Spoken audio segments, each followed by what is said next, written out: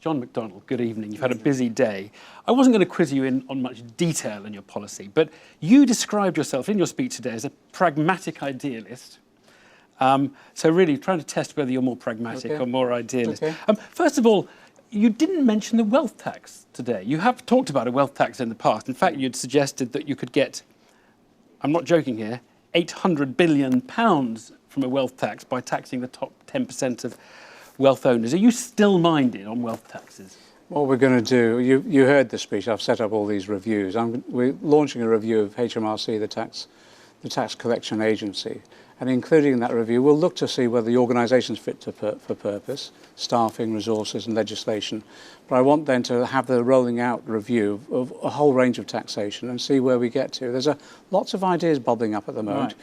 Land value tax, for example, some elements of wealth tax as well. Financial transaction tax has been discussed this week as well. So there's a whole range of debate that's going to happen. Right. Can I be absolutely clear, though, that it's not going to be raising 800 billion of revenue? No. I mean, that you talked about sort of halving the national debt. By it was interesting. It wasn't a one-year tax. No, it wasn't. It was a piece of work by Greg Fire, though, the professor up in Scotland, and I thought it was quite interesting that there was even a debate about wealth tax going on. So we're going to widen the debate on this whole range of issues. Right, but people shouldn't be scared of it. No, don't start leaving the country now. Right, OK.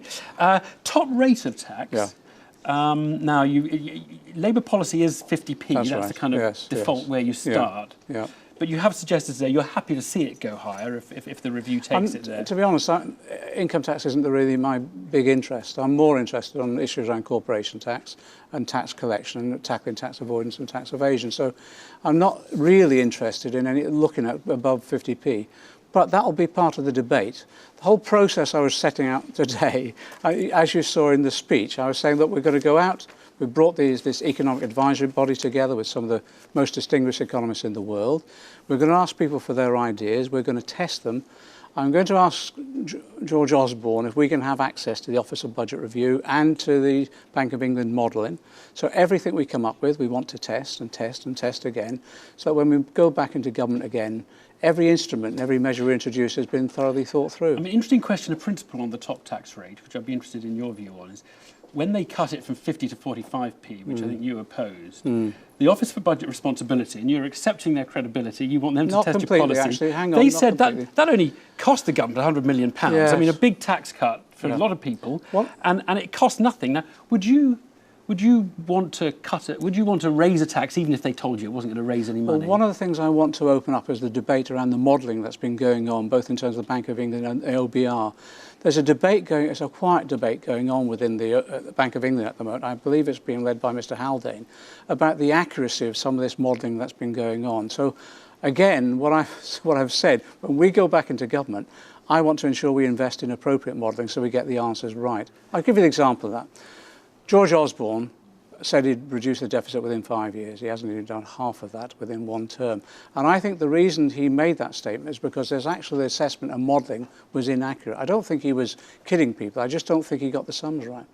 Right, but you're not saying that you would expect any amount of modelling at the Bank of England to actually produce an accurate forecast. The world is a noisy place. I think it can be. Things are knocking the ship off course the whole time. Come on, but on something like tax, you can have a better distributional analysis of implications. Right. And up until now, I'm not satisfied that it's been sufficiently accurate on issues around that reduction. You're making enemies a bit with the Bank of England and with the Office of Budget Responsibility by saying these things. No, you don't see it that way? It's a constructive debate. I honestly want to engage in that discussion. I want to make sure the economists that we've brought together, the Stiglitzes and all the rest of the world that we've brought today, has a good relationship with the Bank of England, but they've got to open their doors. That's why I want to get access to their modelling processes. Right. OK, look, the next one, which I think was quite interesting, was nationalisation and whether there would be compensation. Because we're only talking like, it's a long time ago in politics, but we're only talking like a month or two ago. You were talking about speculators need to know that if they're trying to make a fast buck, if they buy these assets at below good prices, the Labour government will reserve the right to bring them back into public ownership with either no compensation or with any undervaluation deducted from what they're paid.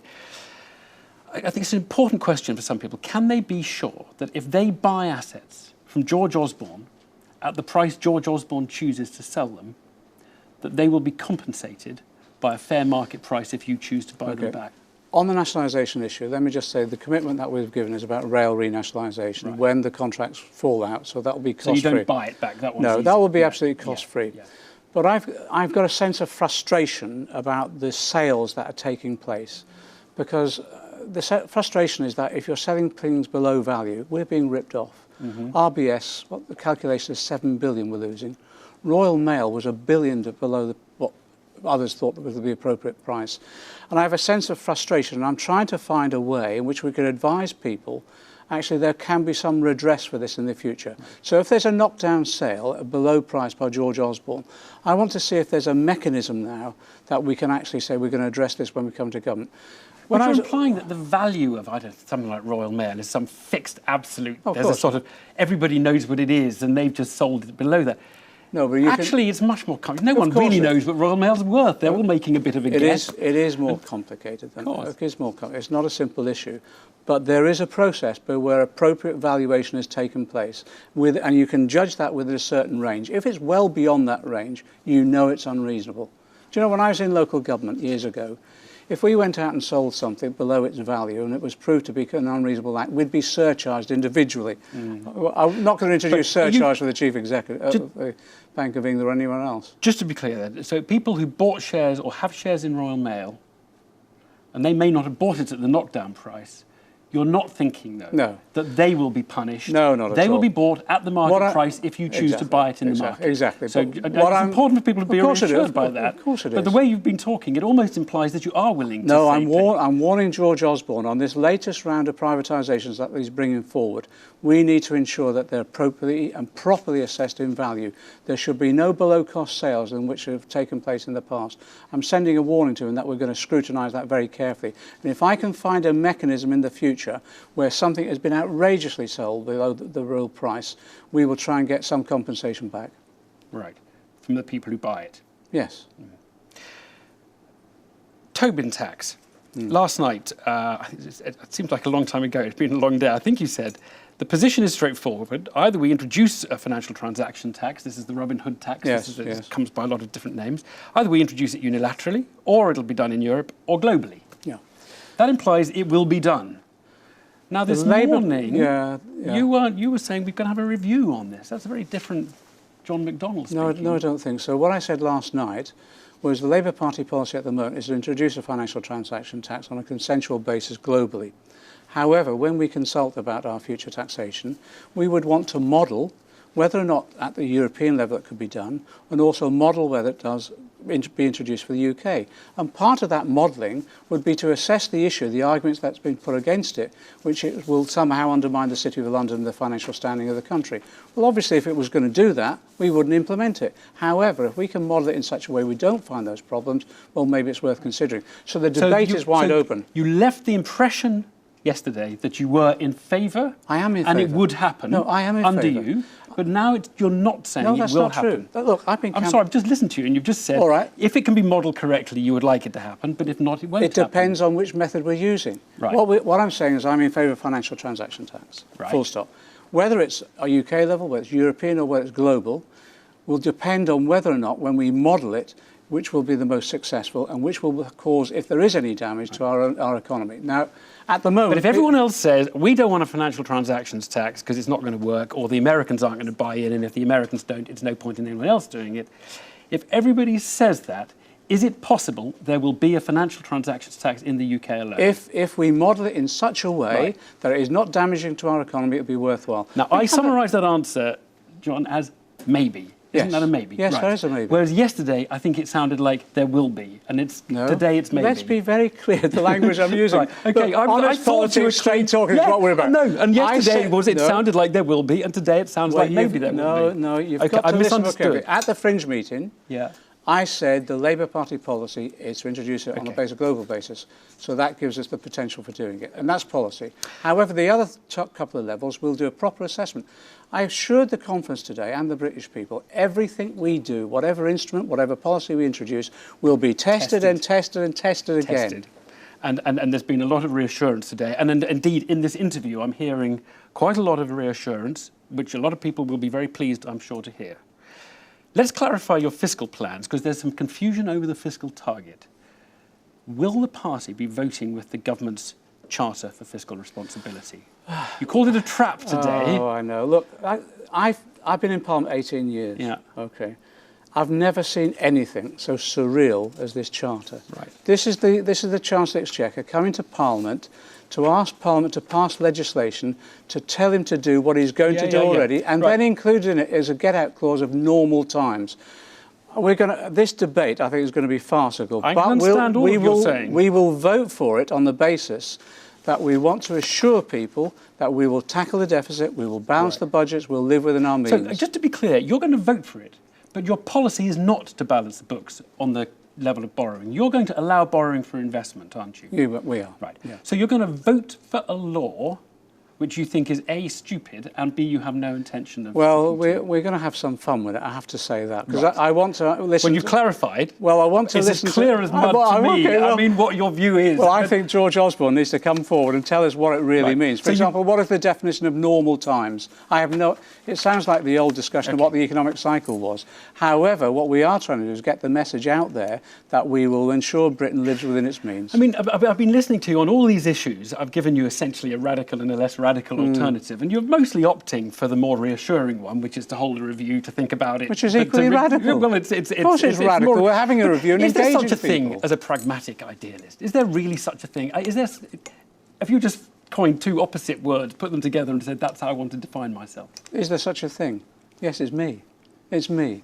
What I'm saying is we're going to change our economic system. We're going to do it by bringing the people with us, but at the same time we're going to be pragmatic because we'll test every step we take to make sure it works. Just on the principle of capitalism, but I know you jokingly said you want to ferment, in a sort of beer sense, ferment the end of capitalism. I want you to know whether the advice you would give to a British company. It can make its product. It's got a factory, can make its product more cheaply overseas, let's say Malaysia, China, somewhere like that. Should it make that product overseas and close the factory here or not? No, it shouldn't.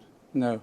Because actually in the long term, what we're finding is those factories that have outsourced and gone elsewhere, some of them are now coming back. Because what's happening elsewhere is wages are beginning to rise, and what they then do is they find they need to relocate. So it'd be better to have the stability of being in this country. So it was a mistake, really. Everything that went on in the growth of China in the last 15 years, in which Western companies started making T-shirts and all those things much more cheaply in China and selling them back to us. Well, they're coming back. They're coming back now, but, yes. but they had a good 15-year period while they're there. Now, was that all a mistake? Was it something that was a dysfunction of our economy, of Western economies, that companies chose to do that?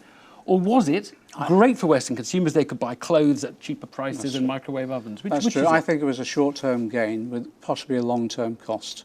Because in the end, I think there becomes consumer loyalty to individual companies and individual products. And people are now asking the questions about how were these products made?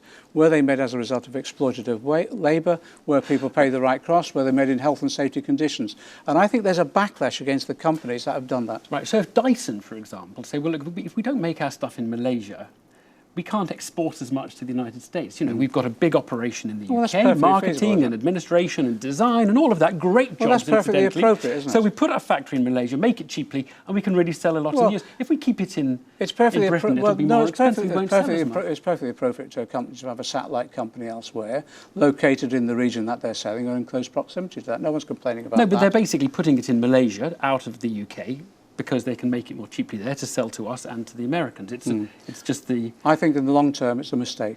I think it undermines customer loyalty in that particular product and the company.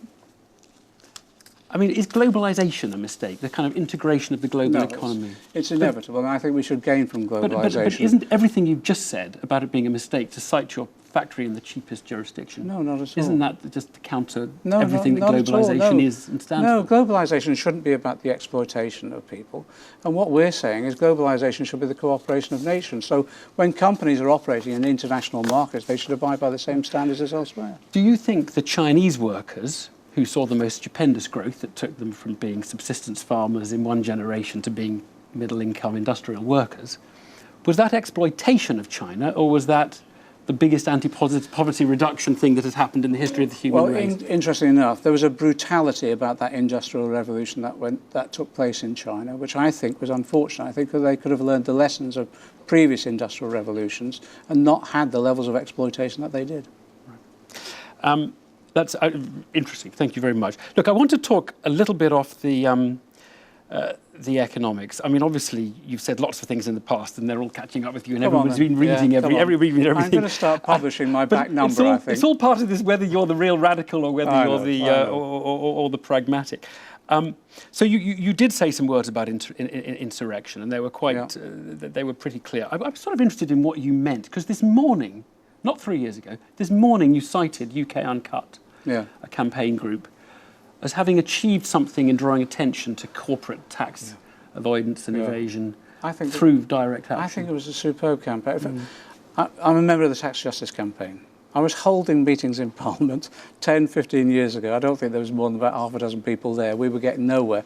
We were doing the good work, understanding the tax system, bringing in accountants, knowing what reforms we wanted, but we were getting nowhere in terms of argument. UK Uncut come onto the scene. They do a direct action campaign. All of a sudden, they get the publicity. You then have politicians addressing it. All of a sudden, they want to meet the tax justice. And even George Osborne is now having to address the issue. And so if they go to Fortnum and Mason, and then at the end of their thing, whether it's them or whether it's the hangers-on, who knows, but the words Tory scum are... Well, that's not right. Now, of course it's not right. You're against that? Look, I'm in favour of non-violent direct action, simple as that. If it wasn't for non-violent direct action in this country, women would not have the vote. We would not have trade unions. We would not have a lot of our civil liberties. And on that basis, I'm saying to people, if politicians aren't listening to you, what can you do? Well, you can take to the streets, but you do it in a non-violent way. So there was an anti-gentrification protest in Shoreditch in East London against the hipsters who seemed to have moved into that area, quite a poor area otherwise. Well, there was elements they broke windows there. You're just completely against that, and you condemn that, and you're totally clear. Well, I say to people, when demonstrations go into violence, you lose the ability to communicate what you're demonstrating for. And people immediately then are resistant to the message. So it's counterproductive. So you're completely against all violent protest, essentially, in a democracy or in a democracy. I've learnt that over the years, yes. Through experience. And that applies to the IRA. The campaign they launched was not a legitimate campaign.